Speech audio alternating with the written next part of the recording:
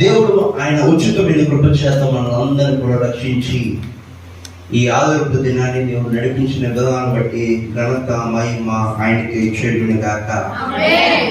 దేవుడు మన అందరి జీవితాల్లో అద్భుతమైన కార్యాలు చేస్తూ వస్తున్నాడు. పోయిన మొదటి ఆదివారము వాక్యం చెప్పాడు. ఎంతో మంది గుర్తుందో నాకు తెలియదు, కానీ జనవరి మొదటి ఆదివారపు దినాన్ని నేను వాక్యం పంచుకున్నా. ఆ వాక్యము ఎంతమంది గుర్తుందో నాకు తెలియదు. గుర్తున్న వారు కొంతమంది లేఖన రూపంలో బుక్ మీద పరుస్తున్నారు. వారికి తెలిసేమో ఒక్క విషయాన్ని నేర్చుకుందాం. ఎంత చేస్తున్నారు ఇప్పుడు బాగా దూరుతుంది. మొదటి ఆదివారపు దినాన్ని ఒక వాక్యాన్ని చెప్పాను, ఒక అంశం పెట్టాను. అది ఎవరికైనా కొద్దిగా తెలుసా?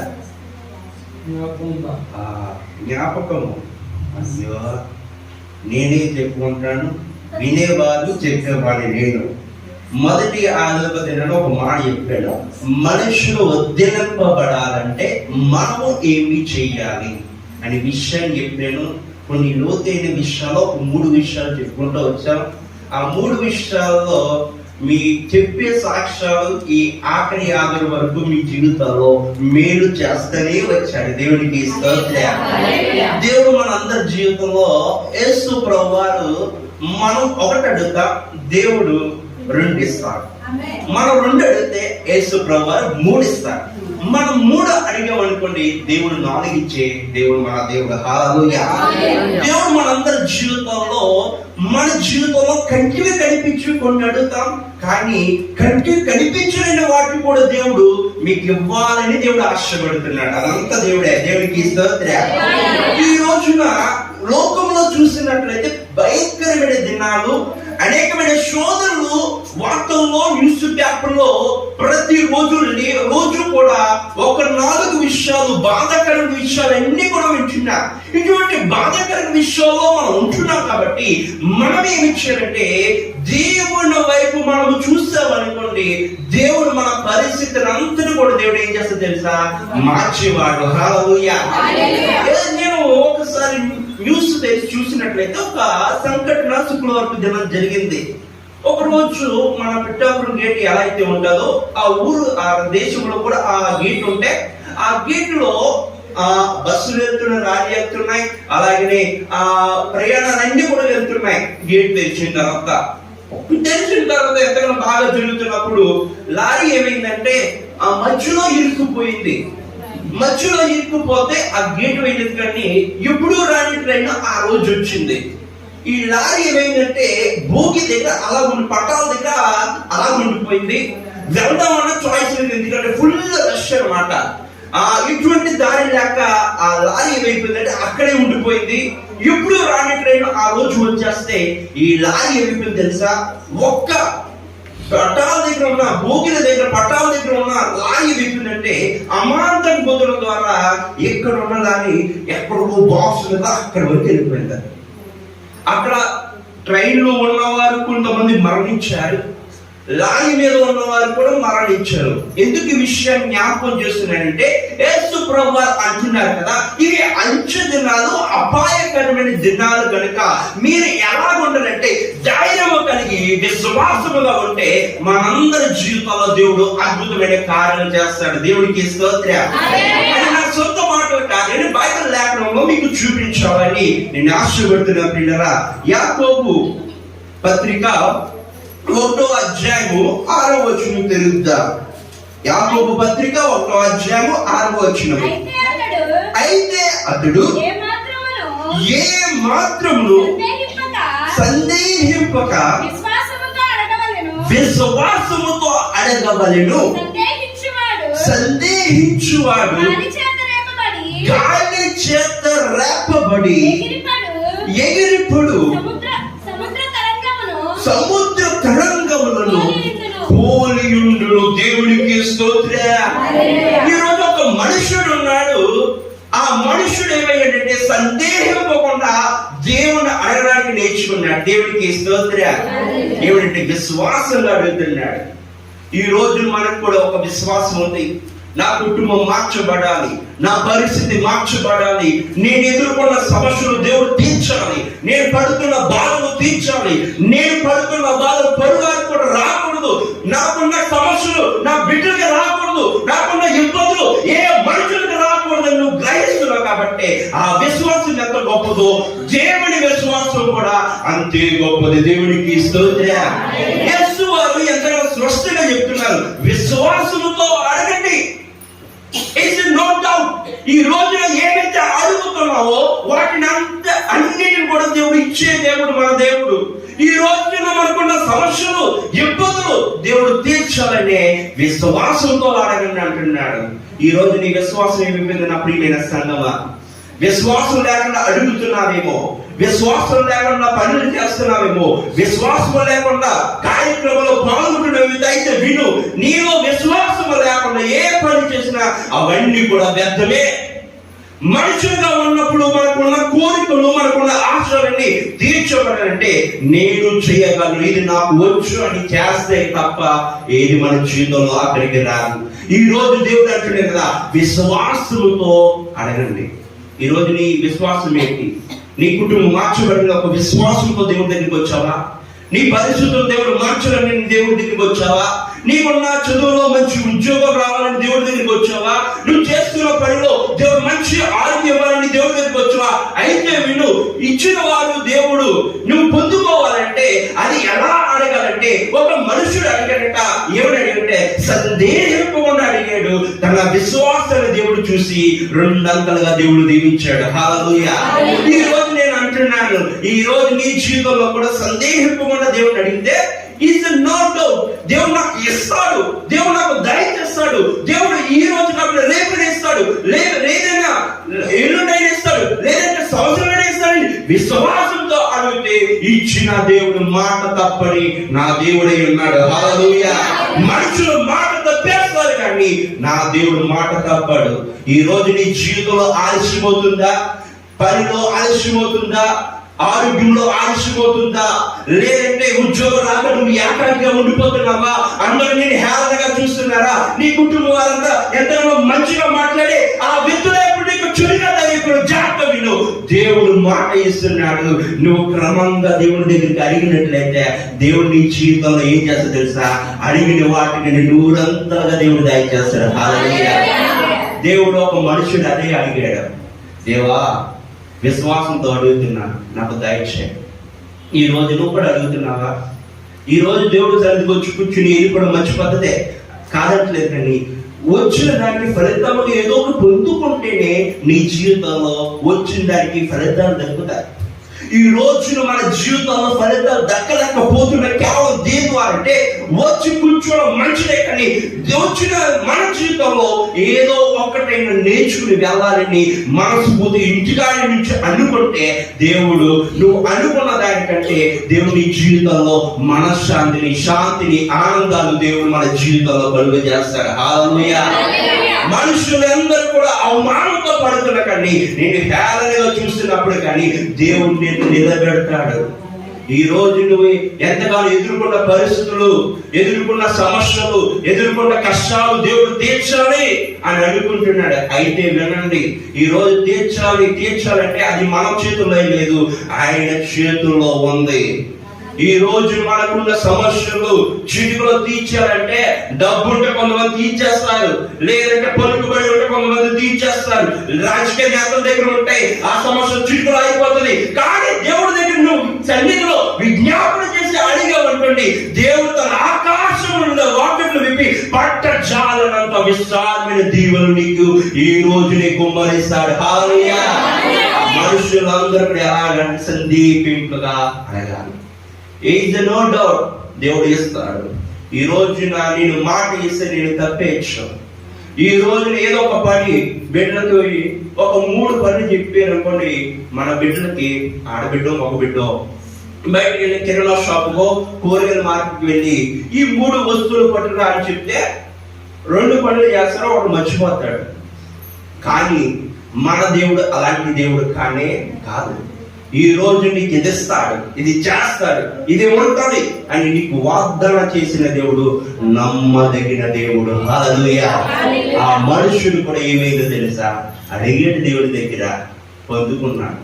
ఏ విధంగా అంటే బైబిల్ గ్రంథం నుంచి మీకు చూపించాలని నేను ఆశపడుతున్నాను. ఒక స్త్రీ తన జీవితంలో ఏ విధంగా దేవుడి దగ్గర దీవెన పొందుకుందో, విశ్వాసంతో ఏ విధంగా అడిగిందో, ఆ విషయాన్ని నా మాటతో కాదు కానీ లేఖన రూపంలో చూపించాలని నేను ఆశపడుతున్నా. బిడ్డగా పాత నిబంధన గ్రంథము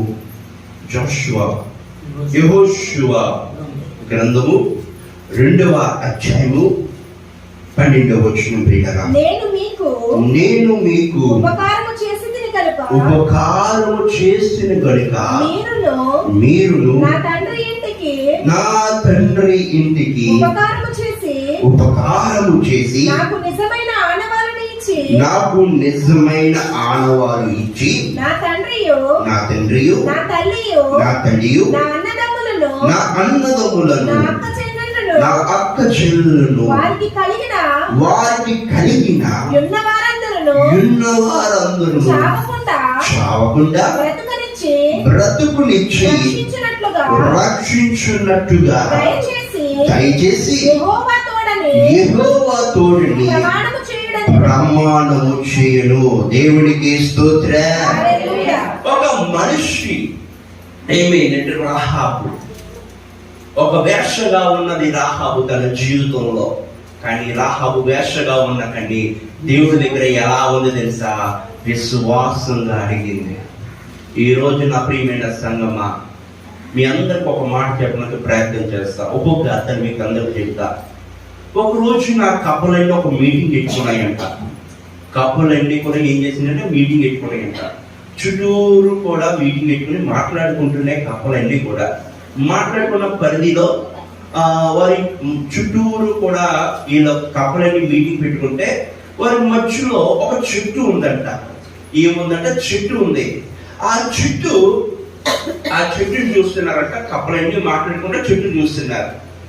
ఒక పోటుగాడు ఒక కప్ప ముందుకొచ్చి ఒక మాట మాట్లాడుతూ అలాగా ఆ చెట్టు దగ్గరికి వెళ్ళిపోయిందంట. ఒక కప్ప దగ్గరికి వెళ్ళిపోయి కప్ప ఏం చేసిందంటే ఆ కప్ప ముందుకు వెళ్ళిపోయి ఆ చెట్టు ఎక్కడికి ప్రయత్నించిందంట. సగం దూరం వెళ్ళిపోతుంటే చుట్టూరు వీటికి పెట్టుకున్న కప్పలన్నీ కూడా బాబు ఎలకండి ఈ కప్పతో చెప్తుందంట. ఈ చెట్టు ఎక్కుతున్న కప్పతోటి చెబుతుంటే ఆ కప్ప అనుకున్నది ఎవరండి అని ఎలా చూపుతుంటే ఎవరంటున్నారేమో చెప్పేసి ఈ కప్ప ఏం చేసింది తెలుసా, ఆ చెట్టు నుంచి ఇంకా ఎక్కడో నేర్చుకుంది. మనుషులందరూ నన్ను ఎంతగానో ఆనందపరుస్తున్నారు, నువ్వు సాధించగలవు, నువ్వు ధైర్యంగా ఉండు, నువ్వు సాధించగలవు అని చెప్పేసి ధైర్యం మాటలు చెప్తుంటే ఈ కప్ప అనుకుంది ఆ మాటలన్నీ చెప్తున్నారేమో అని చెప్పేసి ఈ కప్ప ఏం చేసింది తెలుసా, చెట్టు ఎక్కడైనా కప్ప ఏం చేసిందంటే ఆ చెట్టు అంతా కూడా ఎక్కేసిందంట. ఆ చెట్టు అంతా ఎక్కేసి మరొక కింద దిగిపోతే ఒక కప్ప ఎక్కిన చెట్టుని, ఆ చెట్టు ఎక్కింది కదా ఒక కప్ప, ఆ కప్ప దిగిపోయిన తర్వాత ఇంకో కప్ప వచ్చి ఇద్దరు మీటింగ్ పెట్టుకున్నాయి. ఎందుకు ఎక్కువ కప్ప నువ్వు పడిపోతావు కదా అంటే, ఏం మాట్లాడుతున్నా నాకు తెలియలేదు, చేతులు సైకిల్ చేస్తున్నారు కదా, సైకిల్ చేస్తుంటే ఎక్కమని అంటున్నారేమో అని చెప్పేసి ఈ కప్పు చెప్తుంటే ఆ కప్పకి ఏంటి తెలుసా, చూడనమాట. దేవుడికి స్తోత్రం. ఆ కప్పకి ఏంటి చేతులు ఊపుతుంటే ఎక్కండి అంటున్నారేమో అని చెప్పేసి ఎక్కేసిందట చెట్టు. ఎప్పుడు ఎక్కడ చెట్టు కానీ మనిషి జీవితంలో కింద కప్పలన్నీ కూడా నువ్వు చేయలేవని హేళన చేసినా కానీ ఆ కప్ప ఏం చేసింది తెలుసా, మనుషులు చూడలేదు, నేను చేయగలను ముందుకు వెళ్ళిపో. దేవుడికి స్తోత్రం. ఈ రోజు నీ జీవితంలో కూడా ఎదుర్కొన్న పరిస్థితులు కూడా అలాంటివంటివే. ఈ రోజు నీ జీవితంలో అటువంటి సమస్యలు ఉండి నువ్వు చేయలేవు, నువ్వు సాధించలేవు, నీకేది చేతకాలని నువ్వు హేళన చేసి మనుషులందరూ చూస్తున్నారేమో, దేవుడు అంటున్నా నువ్వు చేయగలవు అని చెప్పేసి ఎంత దూరం వరకు నేను నడిపించాడు. దేవుడికి స్తోత్రం. ఎంత మంచి దేవుడు తెలుసా. మన చింతలన్నీ తీర్చే దేవుడు, మన బాధలన్నీ దేవుడు తీర్చుతున్నాడు. ఒక్క దినము గడిపితే 1000 దినాల శ్రేష్టము. ఈ రోజున ఆయన సన్నిధిలో నువ్వు చేసి చిన్న ప్రార్థనే, చేసిన చిన్న 2 ముక్కలే అయినా కానీ దేవుడిని నీ కుటుంబాన్ని ఆశీర్వదించాడు, నిన్ను ఆశీర్వదిస్తున్నాడు. అది నీ గొప్ప కాదు కానీ నా తండ్రి యొక్క గొప్ప. ఈ రోజు మనుషులందరూ కూడా గ్రహించలేకపోతున్నారు. ఆ రహాబు తన జీవితంలో ఎంతగానో పాపం చేసిన వ్యక్తులుగా ఉన్నా కానీ రహాబు, కానీ దేవుడి దగ్గర ఏమైంది తెలుసా? తన జీవితంలో తనను కోల్పోయిన వాటినన్నిటిని కూడా దేవుడు నాకు దయచేస్తాడని విశ్వాసంతో అడిగింది. వేశ్యతో ఉన్న తన జీవితాన్ని తన కుటుంబం మార్చుకోవాలనుకున్నది. తన కుటుంబం కష్టపెట్టుకోవాలి. నా కుటుంబం పాడైపోకూడదు, నా కుటుంబం దౌర్భాగ్యమైన స్థితిలో ఉండకూడదు అని చెప్పేసి వేగిన వారికి ఏమని హెచ్చరిస్తుందంటే, ఇద్దరు వేగిన వారు వచ్చినప్పుడు వారితో చెప్తుంది, ఏమండి ఈ రోజున నేను నా కుటుంబం రక్షించబడాలి, నా బిడ్డలు రక్షించబడాలి, నా అక్క చెల్లెలు రక్షించబడాలి, నా కుటుంబం వహించిన కుటుంబం అంతా కూడా రక్షించబడాలని ఆ రాహాబు రేగిడి వారితో చెబుతుంది. ఈ రోజు నా ప్రియమైన సంగమా, నీకు సమస్య వస్తే మనుషులతో చెప్పుకుంటున్నావేమో, శోధన వస్తే ఎదురు చూస్తున్నాడు, ఎవరి దగ్గరికి వెళ్ళి ఎదురు చూస్తున్నాడు. అయితే విను, ఈ రోజు మనుషుల దగ్గర ఎదురు చూస్తే వ్యర్థమైపోతుంది. నా దేవుడి దగ్గర చూస్తే నూరంతమైన ఫలాలు దేవుడు ఇస్తాడు. హల్లెలూయా.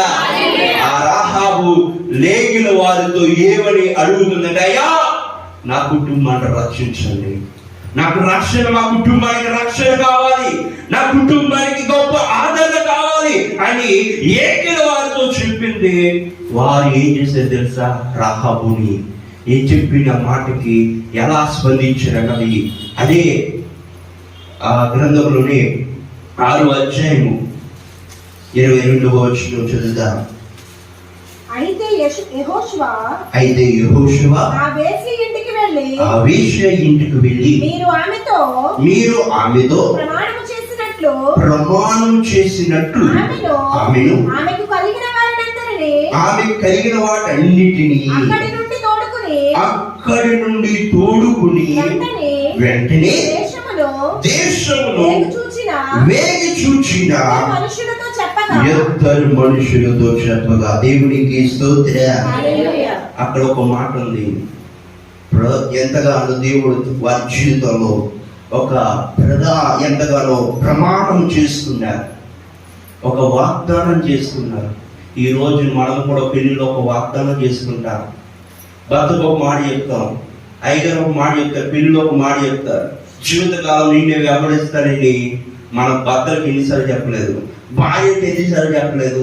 ఇప్పుడు ఏమైనా చిన్న సమస్య వస్తే చాలు అమ్మగారికి వెళ్ళిపోతారు, అత్తగారికి వెళ్ళిపోతున్నారు. ప్రమాణాలు చేసుకుంటారు మంచిదే, కానీ ఈ ప్రమాణం అలాంటి ప్రమాణం కాదు, కానీ దేవుడితో వాగ్దానం చేసిన ప్రమాణం ఇది. ఈ రోజున మాట ఇచ్చి తప్పించు, మనుషులందరూ కూడా ఏదో ఒక ఆశించి నిన్ను చూడొచ్చు, కానీ నా దేవుడు నిన్ను బాగుపరచడం కొరకే ఒక ప్రమాణం చేశాడు. ఏంటో తెలుసా? నిన్ను నేను రక్షిస్తాను. దేవుడి హల్లెలూయా. రాహాబుని అలాగే రక్షించడానికి యెహోషువ అలాగే ఒక మాట తీసుకున్నాడు. వేగిన వారు వెళ్ళి ఆ రాహాబు దగ్గరికి వెళ్ళండి, ఆ రాహాబుతో చెప్పండి, వారు ఉన్న ఇంటిలో ఉన్న వారందరూ తీసుకురమ్మండి, వారందరూ కూడా రక్షించబడతారు, వారందరూ ఎంతగానో నరకానికి వెళ్ళకుండా, పాపంలో వెళ్ళిపోకుండా వారికి ఇబ్బందులన్నీ తీరుస్తారని యెహోషువ చెప్పగా ఇద్దరు మనుషులు వెళ్ళారు. ఏగిన వారు వెళ్ళి అక్కడ చెప్పి వారిని వెంట పెట్టారు. అక్కడ ఏంటో తెలుసా? వేగిన వారు వెళ్ళినప్పుడు అక్కడ వేగిన వారు రాహాబుతో ఒక మాట చెప్పారు. ఏంటో తెలుసా అంటే, బైబిల్లో ఇంటికి వెళ్ళినంతా ఇదంతా ఆశ్చర్యం చదువుకుని మీకు అదవుతా గొప్పగా చెప్పారు. ఆ రాహాబు తోటి ఏగిన వారు ఇద్దరు ఏమని చెప్పారంటే, నీకు ఒక దానం ఇస్తున్నాను, ఆ దానాన్ని ఆ కిటికీ దగ్గరికి పెట్టు, ఆ కిటికీ దగ్గరికి పెట్టిన తర్వాత ఎవరైతే పాడిపోతున్న జనాంగంలో నిన్ను రక్షిస్తానని చెప్పండి అని చెప్తే ఈ వేగిన వారు ఈ రాహాబుతో చెబుతున్నారు. ఏమైందంటే, ఎరుకో పట్టణం అంతా కూలిపోద్ది, నాశనం అయిపోద్ది, కష్టాలు కూడా వెళ్తారు, బాధలు కూడా వెళ్తారు. అయితే నువ్వు కూడా ఆ కష్టంలో వెళ్ళకుండా, ఆ బాధలో వెళ్ళకుండా నిన్ను రక్షిస్తానని ఆ యెహోషువ ఈయనతో చెప్పగా వీళ్ళు ఏం చేశారు తెలుసా, ఆ రహాబు దగ్గరికి వెళ్ళి ఆ రహాబుతో ఏమని చెప్పారు తెలుసా, ఆ దారముతో ఆ ఇంటికి ఆ కిటికీ కట్టంటే ఆ రహాబు ఏం చేసింది తెలుసా, వెంటనే మనమైతే ఏదో ఒక పని చెప్పామనుకుని చేయలేం, కానీ ఆ రహాబు ఏం చేసిందో తెలుసా, చెప్పిన లేఖల వారు చెబితే ఆ చెప్పిన పని ఏం చేసింది తెలుసా, వెంటనే కిటికీ కట్టింది. ఆ దారము ఎందుకు కట్టిందంటే ఆ దారము సూచన ఏంటో తెలుసా, ఆయనకి రక్తానికి సాదృశ్యము. హల్లెలూయా. ఆయన రక్తం ఇచ్చి మనం కొన్నాడు. ఆయన రక్తం ఎంతో విలువైనది. ఆయనలో ఎటువంటి పాపం లేదు, ఆయనలో ఎటువంటి నేరాపం లేదు. ఎందుకంటే ఆయన పరిశుద్ధుడు కనుక మీరు పరిశుద్ధులుగా ఉండడం కొరకే ఆ దారపు రక్తము సిలువ గుర్తులు ఆలోచిస్తే రహాబుకి చెప్తే ఆ రహాబు ఏం చేసింది తెలుసా, కిటికీ కట్టింది.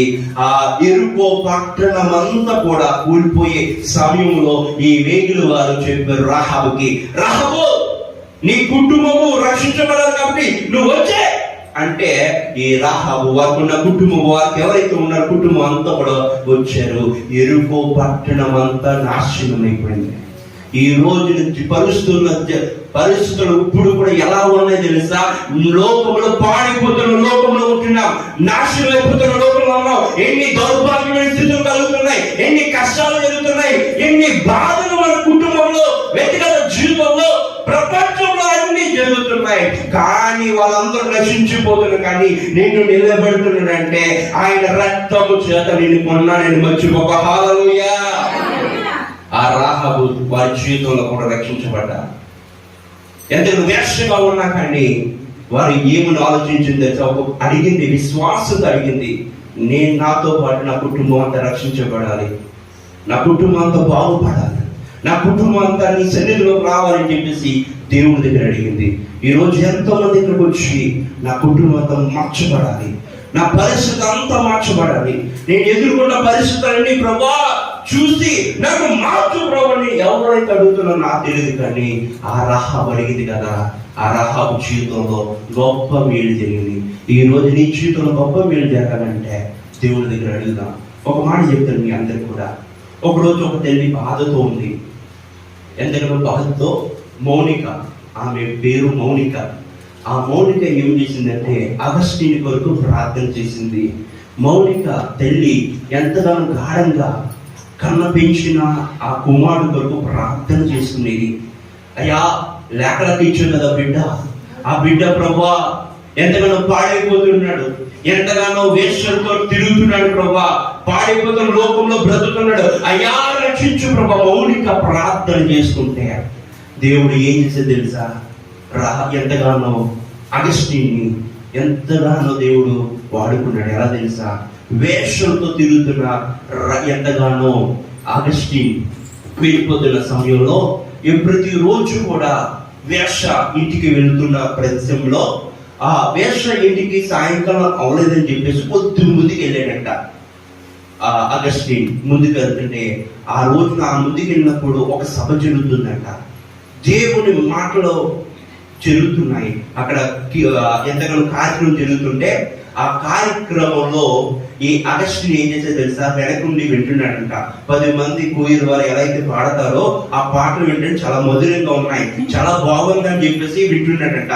వింటున్న సమయంలో ఆ పాటలు అన్ని అయిపోయిన తర్వాత ఆయన ఒక 10 నిమిషాలు ఎంతో వాక్యం చెప్తుంటే ఆ వాక్యం తన హృదయంలో గాయపరిచిందంట, హృదయం హద్దుకున్నదంట, హృదయం మార్చబడ్డదంట. అయితే వినండి, ఈ రోజు నీ రోజు అవ్వచ్చు, రేపటి రోజు నీది కాదు. కాబట్టి నువ్వు ఇప్పుడే మారు మనసు పొంది దేవుని నమ్ముకుంటే నీ పాపాలు క్షమించబడతాయి, నీ కష్టాలు తీర్చబడతాయి, నీ లోపలు తీర్చబడతాయి. ఇప్పుడే నీ జీవితం దేవునికి ఇస్తావా అని అడిగితే అగస్టిన్ ఏం చేసి తెలుసా, అక్కడికి మోకలు వేసి దేవుని దగ్గర అడిగాడంట. దేవుని దగ్గర అడిగితే అది అగస్టిన్ వెళ్ళిపోతాడు అనుకున్నారు. కానీ వెళ్ళిపోతుంటే ఎవరో బలవంతంగా పట్టుకుని నన్ను ఎవరో అక్కడ ప్రార్థనలో చేసేంత కృపణించాడని చెప్పేసి అగస్టిన్ వెళ్ళిపోతాడు అంటున్నాడు. కానీ వెళ్ళలేక అక్కడి మోకలు వేసి ప్రార్థన చేసుకుంటే తన పాపాలన్నీ దేవుని దగ్గర ఒప్పుకున్నాడు. తన పాపం చేసిన అన్నిటి కూడా వేషంతో తిరిగిన బ్రతుకుని అయ్యా నేను మార్చు ప్రభా, నేను నిలబెట్టు ప్రభని దేవుడి దగ్గర అడుగుతుంటే ఎంతగానో అగస్టిన్ దేవుడిలో నేలమైపోయి తన పాపములన్నీ కూడా దేవుడు తీర్చేశాడు. దేవునికి స్తోత్రం. అగస్టిన్ ఎంతగానో తన జీవితంలో గొప్ప మార్పు వచ్చేసింది. మార్పు వచ్చేసిన తర్వాత వెంటనే నా తెలివి చెప్పాలి, మొదటిగా ఎంతగానో నా కొడుకు ఎంతగానో ప్రార్థన చేస్తుంది, నా కొడుకు ఎంత కష్టపడుతుంది నా తల్లి అంటే ఇక్కడ అగస్టిన్ మోకలు వేసి ప్రార్థన చేస్తుంటే అక్కడ ఉపవాసం ఉండి ఏం చేస్తుంది తెలుసా తల్లి మౌనిక ప్రార్థన చేస్తుంది. ఆ ప్రార్థన ఈ కుమారుడికి ఏం జరిగింది తెలుసా, మార్పు కలిగింది. ఈ రోజున ఆ అగస్టిన్ ఏమైపోయింది తెలుసా, వెంటనే తెలియ చెప్దాం, ఎవరో నన్ను మార్చారమ్మా, ఎవరో నన్ను ఎంతగానో పాడైపోతున్న బ్రతుకులో నేనుంటే నేను ఎవరో మార్చారమ్మా అంటే వెంటనే తెలియ చెప్దామని వెళ్తే అక్కడ వెళ్ళిన వెంటనే ఒక వేష తన గుమ్మం బయట ఉంటే ఆ ప్రదేశంలో వెళ్ళవలసి వస్తే ఆ వేష ఈ అగస్టిన్ ఏమంటుందంటే, అగస్టిన్ ఎందుకు అలా అయిపోతున్నావు, ఆగు అంటే ఈ అగస్టిన్ ఏమి అంటే నువ్వే నేనే అన్నాడంట. ఎందుకంటే అప్పటి వరకు నువ్వుగానే ఉన్నావు, నేనే ఉన్నాను, కానీ ఇప్పుడున్న అగస్టిన్ నీవాడు కాదు, నేను ఎవరు వాడు తెలుసా, దేవుడు వాడు. హల్లెలూయా. అగస్టిన్ అప్పటి వరకు వేషలతో తిరిగిన బ్రతుకులో బ్రతికితే అగస్టిన్ ఇప్పుడు తెలుసా, దేవుడు మార్చడు కాబట్టి ఎంతగానో నువ్వుగానే ఉండు, నేనుగానే ఉంటాను. ఇప్పుడు ఉన్న అగస్టిన్ ఇప్పుడు తెలుసా మార్చబడ్డాడు కాబట్టి ఇప్పుడు నీ వాడు కాదు, ఈ అగస్టిన్ దేవుడు వాడని చెప్తే దేవుడు ఆనందించాడు. హల్లెలూయా. అదే మాట తెలుస్తూ చెప్తే ఎంతో ఆనందించింది. ఈరోజు నా ప్రియమైన సంగమా, ఈ రోజున మందిరానికి వస్తున్నా కానీ బతి లేకుండా వస్తున్నావా, ఏదో రావాలని పేరుకి వస్తున్నావా? అగస్టిన్ తన జీవితంలో ఎంతగానో బతిలో ఉన్నాడు, కానీ చేసిన పనిలో చెడ్డమైన క్రియలు చేశాడు, అపవిత్రమైన కార్యాలు చేశాడు. కానీ ఒక రోజు వచ్చింది మార్చవలసాడు. ఎంతగానో స్ట్రేట్ అగస్టిన్ గా పిలువబడ్డాడు. ఎందుకంటే బానిసగా దేవుడికి లోపడ్డాడు. ఈ రోజు నువ్వు కూడా లోపడితే నీ విశ్వాసము అయినది మీకు ఇవ్వబడిన దేవుడు వాగ్దానం చేస్తున్నాడు. హల్లెలూయా. ఈ రోజు నీవైతే అడుగుతున్నావో నాకు తెలీదు, దేవుడి దగ్గర అగస్టిన్ తల్లి ఏమైనా మౌనిక ఏమడిగిందంటే, అయ్యా విశ్వాసంతో అడుగుతున్నాను, నా కుమార్ని మార్చు అని అంటే ఆ తల్లి చేసిన ప్రార్థన కొన్ని రోజులు పడ్డాయి, సంవత్సరాలు పడ్డాయి, కానీ మాట ఇచ్చిన దేవుడు ఏం చేసింది తెలుసా, నెరవేర్చాడు. మౌనిక ఇప్పుడు ఆనందంగా ఉంది. ఈ రోజు నీ జీవితంలో నిరీక్షకరమైన జీవితంలో బ్రతుకుతున్నావేమో, కష్టాలు వెంబడి కష్టాలు చూస్తున్నావు, బాధలు వెంబడి బాధలు చూస్తున్నావు. అయితే వినో, ఈ రోజు నీ కష్టాల ఫలితంగా దేవుడు వచ్చే రోజులో లేదంటే వచ్చే నెలలోనే లేదంటే రేపే నీకు సంతోషాన్ని ఇస్తాడని మర్చిపోవో. దేవుడు ఇచ్చే దేవుడు మన దేవుడు. ఒక రోజునంట యాకోబు దేవుడి దగ్గరకు వచ్చి, అయ్యా నన్ను దీవించయ్యా, నన్ను మార్చయ్యా, నన్ను రక్షించయ్యని ఎంతగానో యాకోబు దేవుడి దగ్గర అడుగుతున్నాడు. దేవుడి దగ్గర అడిగితే, ఏ యాకోబు బాగున్నావు కదా, ఆనందంగా ఉన్నావు కదా, సంతోషంగా ఉన్నావు కదా, ఎంతగానో నీకు భార్య ఉంది, బిడ్డలు ఉన్నారు, అందరూ ఉన్నారు, ఏంటిలో ఉంటాడంటే, లేదయ్యా నా హృదయంలో కొద్ది బాధ ఉందయ్యా, నాకు కష్టాలు ఉన్నాయ్యా, నాకు దుఃఖం ఉందయ్యా, అయ్యా తీర్చయ్యని యాకోబు దేవుడి దగ్గర అడుగుతున్నాడు.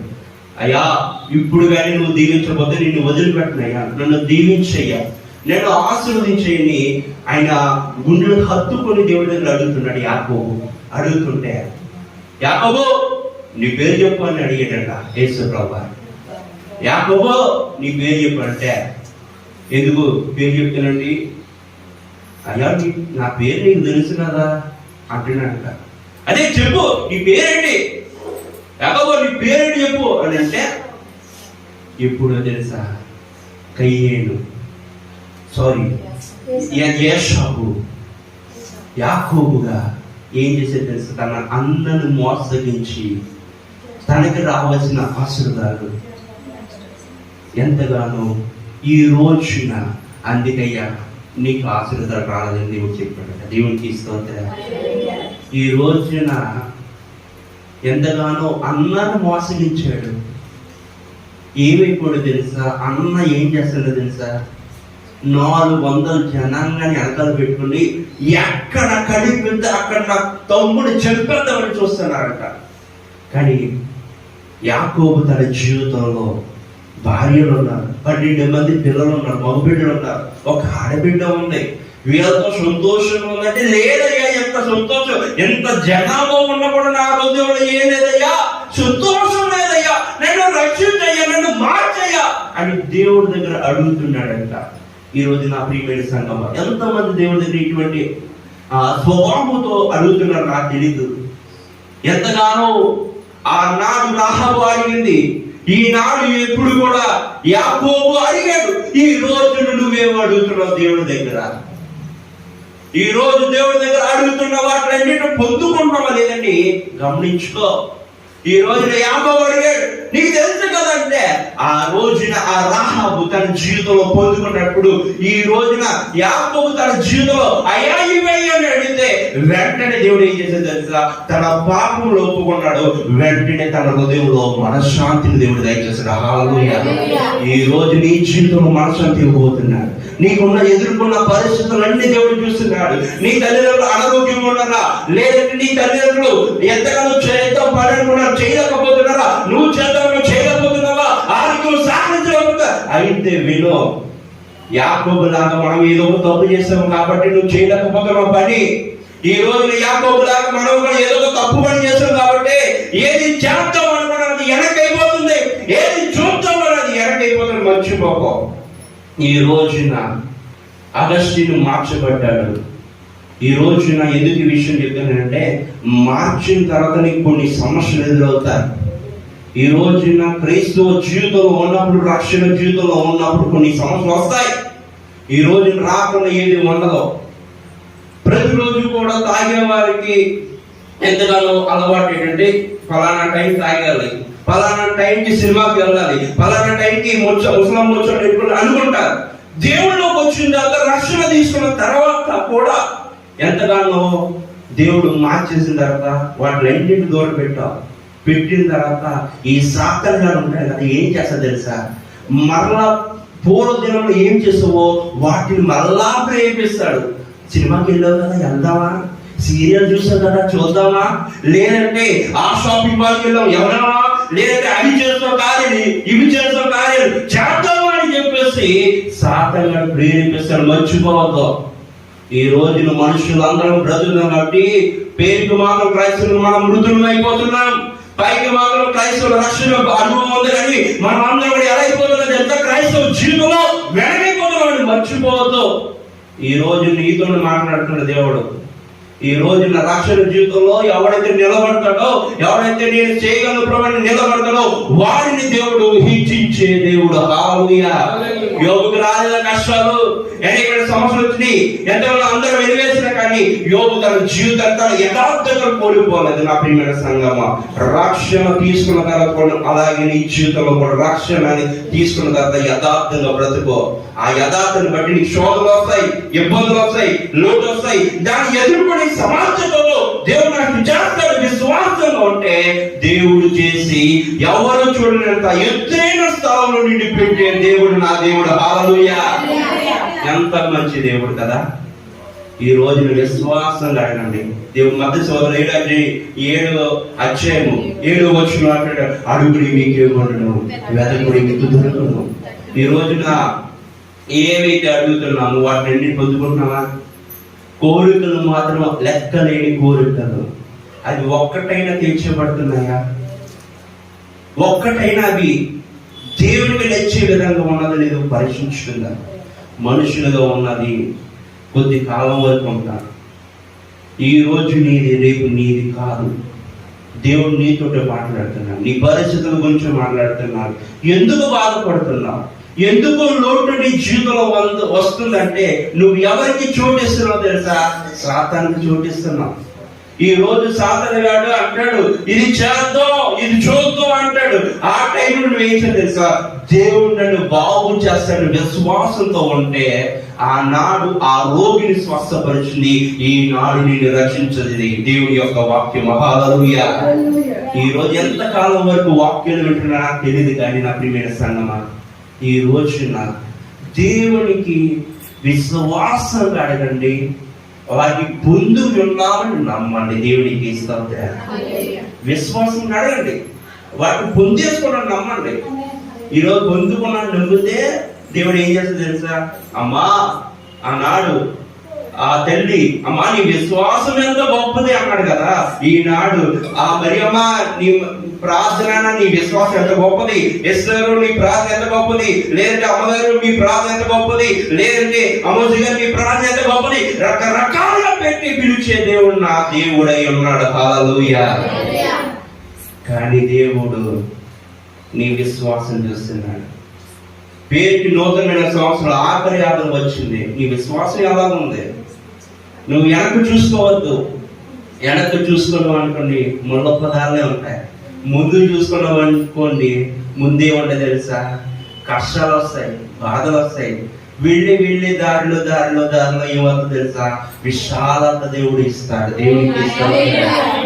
నీకు విశాలమైన ప్రదేశం కావాలంటే మొదట కష్టం వస్తుంది, ఆ ఇబ్బంది వస్తుంది.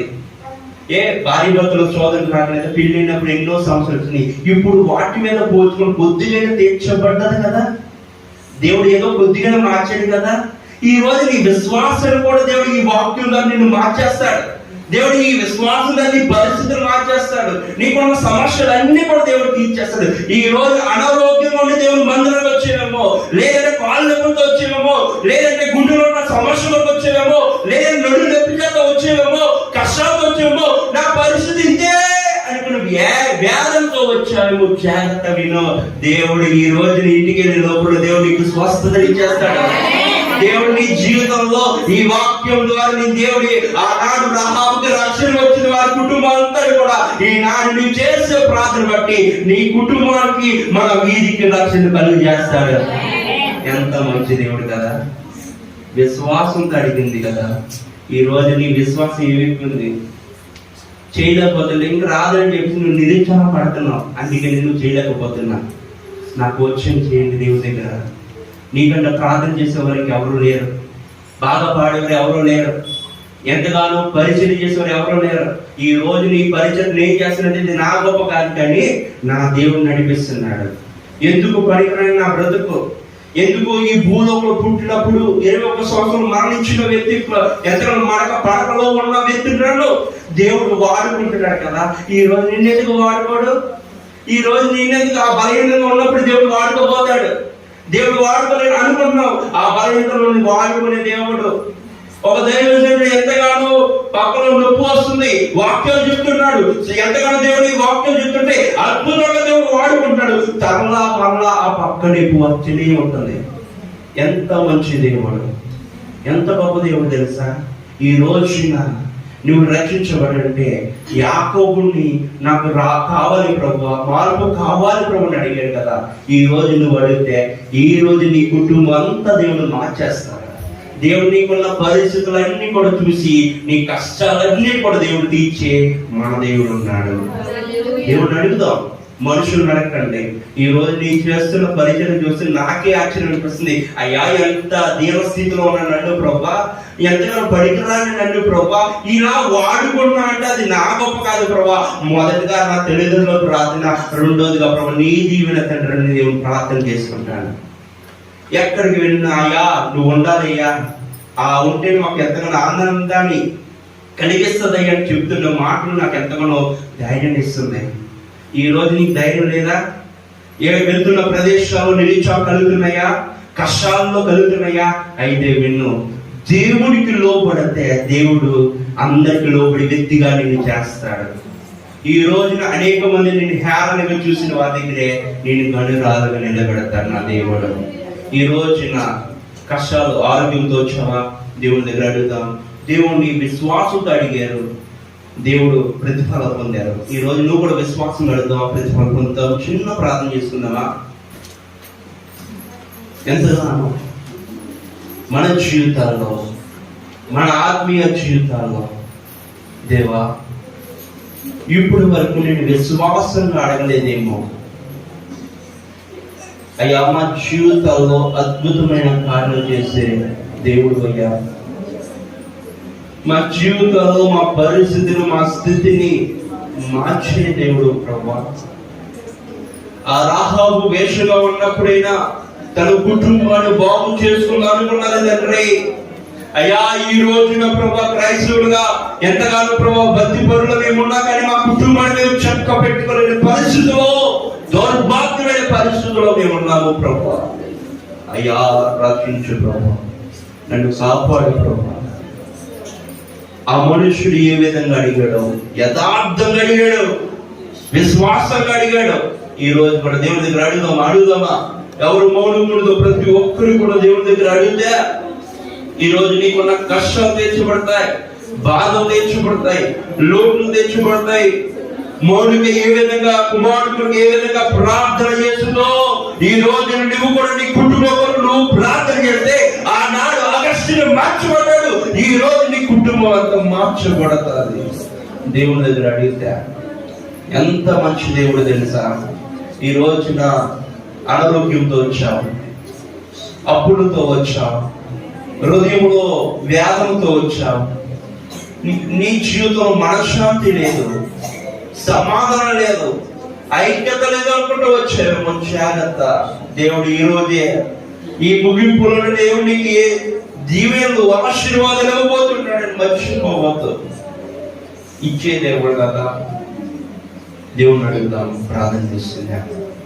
మమ్మల్ని అధిమికులుగా ప్రేమించిన మా ప్రియమైన పరలోకమైన తండ్రి, నీకే వేలాది వందనాలు స్తోత్రాలు చేస్తున్నాం. ఎన్ని అడిగినా ఏది అడిగినా జరిగేది నీ చిత్తమే. అయ్యా, ఈ దినాన్ని నా సంఘ బిడ్డలకి రహాబు ద్వారా కొన్ని విషయాలు పంచుకున్న విధానం పట్టు నీకు వందనాలు. ఆనాడు తన కుటుంబాన్ని రక్షించుటకు వేగుల వారితో అయ్యా నా కుటుంబాన్ని రక్షించండి ఒక నిబంధన ఎంతగానో ప్రమాణం చేసుకుంది. ఆ కుటుంబం అంతా రక్షించబడ్డారు. ఈ రోజు ఒక ప్రమాణం చేసుకుంటున్న మేమందరం కూడా ప్రభా, నా కుటుంబాన్ని మార్చు, మా పరిస్థితులు మార్చు, నాకున్న బలహీనతలు తీర్చు, నాకున్న కొదులు తీర్చు, నా మీద వస్తున్న అపరాధాలు, నాకు వస్తున్న చోదనలు తీర్చు ప్రభు. మేము అందరూ ప్రార్థన చేస్తున్నాం, తీర్చు ప్రభు. అలానే యాకోబు తన జీవితంలో హృదయంలో మనశ్శాంతి లేదు, నెమ్మది లేదు, ఎండి ఉన్న కానీ సుఖము లేదు. అయ్యా, నేను వేడుకున్నాడు, నువ్వు మార్చు, తన హృదయానికి మనశ్శాంతినిచ్చావు. ఈ రోజున యాకోబు లాంటి మనసులో మేమున్నామేమో, ఎంతగానో అన్నకు రావాల్సిన ఆశీర్వాదాలు తను పొందుకున్న దురుద్దేశంతో ఉన్నప్పుడు వచ్చిన దీవెన సుఖము లేదు. ఈ రోజు మా జీవితాల్లో కూడా తండ్రి, మా మందిరంలో కూడా నీకు ఎంతగానో మహిమ చెల్లించలేకపోతున్నాం కాబట్టి నీ ఆశీర్వాదాలు మేము పొందుకోలేకపోతున్నాం, గ్రహించలేకపోతున్నాం ప్రభా. అయ్యా, మమ్మల్ని ఒకసారి జ్ఞాపకం చేసుకుని నడిపించండి, నీ కృపలో బలపరచండి. ఎన్నికలు మమ్మల్ని ఎన్నుకున్నాము, ఏర్పరుచుకున్నాము ప్రభా. ఈ వాక్యం ద్వారా నన్ను మమ్మల్ని అందరినీ బలపరచండి, నీ కృపలో బలపరచండి, ఆస్వాదించండి. అయ్యా, ఒట్టిన వాడిని నన్ను ప్రభు ఎన్నుకున్నా ప్రభా, పనికిరాని నన్ను కూడా ప్రభా, నోటు మాని కలిగిన వ్యక్తిని ప్రభా, అనేకమైన ప్రదేశాల్లో అనేకమైన ప్రాంతాల్లో నువ్వు వాడుకుంటున్నావు. దాన్ని బట్టి నీకు వందనాలు ప్రభా. అయ్యా, ఇంకా నీ రాకడ ఆలస్యమైతే అయ్యా నీ పరీక్షల్లో వాడుకోండి. అయ్యా, ఏ విధంగా మలచబడను అనుకున్నావు అదే విధంగా నేను మలచబడే హృదయాన్ని, నిన్ను వెంబడించు మనసు నాకు దయచేయండి. అయ్యా, నీ సన్నిధికి మా అందరూ కావాలి ప్రభు. ఏదో ఒక పని మాకు ఒక తెలివితేటలు ఇచ్చావు, ఆ తెలివితేటలు దైవసేవకురానికి ఎంతగానో లోబడి మనసు, అలాగే ప్రభు పరిచర్య, నీ మందిరంలో ఉన్న పరిచర్యలు అన్ని కూడా మేము చేసే గొప్ప ధన్యత ఆశీర్వాదాలు మాకు దయచేయండి. ఈ వాక్యం ద్వారా ఏ పనిది ఎవరికి ఏదో అవసరం ఆ పనిలో పాల్గొనేంత మనసును దయచేసి నడిపించండి. ఈ రోజున ప్రభు విశ్వాసంగా అడగాలని నేర్పించావు. ఈ రోజు మాలో విశ్వాసం కలిగిపోయింది, అందుకే నేను మాట్లాడించున్నావేమో ప్రభా. అయ్యా, మళ్ళీ వచ్చి మొదటి ఆదివారం ఫిబ్రవరి మొదటి ఆదివారం దినానికి ప్రభా, ఆ విశ్వాసం అడగడం ద్వారా ఏదో ఒక మేము నేను పొందుకున్నాను గొప్ప సాక్ష్యాలు మా మందిలో విని మేము గ్రహించిన మనసు కూడా మాకు దయచేసి నడిపించండి. నీ దైవ సేవ నడువాడుతున్నావు, నా సంఘ బిడ్డలకు కావాల్సిన ఆరోగ్యంతో బలంతో నింపి నీ కృపలో బలపరచండి. ఈ మాటలు వ్యర్థంగా పోనీక ప్రభా, హృదయం అనే పలక మీద రాసుకుంటూ ప్రతి దినం ప్రతిరోజు ప్రభా ధ్యానం చేసే వ్యక్తులుగా మేమందరం కూడా ఉండేలాగా సహాయం చేయమంటూ యేసు క్రీస్తు నామములో ప్రార్థించి వేడుకుంటున్నాం మా ప్రియమైన పరలోకమైన తండ్రి. ఆమేన్, ఆమేన్, ఆమేన్. మీ అందరికీ నా హృదయపూర్వకంగా అందరూ చక్కటి మాటలు ఈ సమయంలో మీ అందరూ విన్న దాన్ని బట్టి మరొకసారి నా హృదయపూర్వకంగా వందనాలు చేస్తాను. మీ అందరికీ God bless you all. Amen.